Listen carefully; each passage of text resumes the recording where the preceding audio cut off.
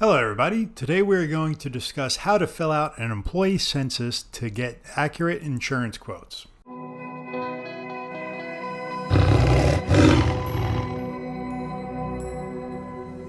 Let's start off with an example and say your name is Jeff and you own a store named ABC Technology with 3 employees.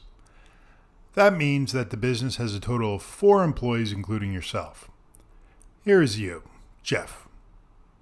Good looking guy. Then we have your next employee, Mike, then Jessica, and finally Sarah. Sarah is super excited for some reason. Why, I don't know, but good for you, Sarah. In this example, we're going to say that you are single, Mike is married, Jessica is married and has children. This categorizes her as a family. And Sarah is not married but does have children. I'm assuming she didn't like her husband and that's why she's so happy. Now let's put in the spouses and children. Jessica has 1 child and Sarah has 2 children. Census will be our example. Let's jump over to the census. First, we're going to add the company name of our example, which was ABC Technology. Then we put in the address. Keep in mind, this is the state that your main office is domiciled in, so be aware of that. The type of business you could leave blank because this is a code, so we'll take care of that for you so you don't have to worry about it. The requested effective date is the date you want the insurance to start or the date of your current insurance renewal. We're also going to select which type of coverages we would like. Let's go to the big 3 that most companies offer their employees, which is medical, dental, and vision. Now let's move on to the fun part, entering the employee data. I know everybody's excited about this one. I want to point out the keys in the top right that will help you fill out the relationship status and the coverage type for each individual. The first one is going to be with single Jeff. We put in his first and last name, his date of birth, his zip code, and gender. I know there's 27 different genders now. Keep in mind the insurance companies are binary and it goes by what was on the birth certificate, so either male or female. The next part is where people get tripped up though. In the relationship column, we're going to select E because he's the contract holder and the employee. Now we jump over to the medical coverage type column. Since Jeff is a single person, his medical coverage type is going to be EE for single employee.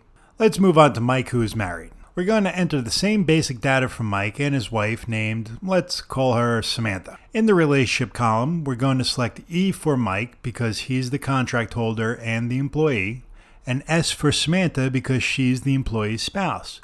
Keep in mind, it's their relationship to the business. For the medical coverage type, we will select ES for employee spouse for Mike, and the spouse we will leave it blank because she's not the contract holder. You only need to select the medical coverage type for the contract holder. Here we go again for the next 2 employees. We're going to enter in all the basic information for Jessica, her husband, her child. Then we will enter all the basic information for Sarah and her 2 children. We will mark off the relationship for Jessica as E, the contract holder, her husband as S for the spouse, and her child as D for the dependent. Then her medical coverage type will be EF because Jessica has a family since she is married and has a child. Most plans, the amount of children doesn't matter. We would notify you prior to filling out the census if it did matter, but that's something a little more complex than what we're covering today. Finally, we move on to super happy Sarah with 2 children.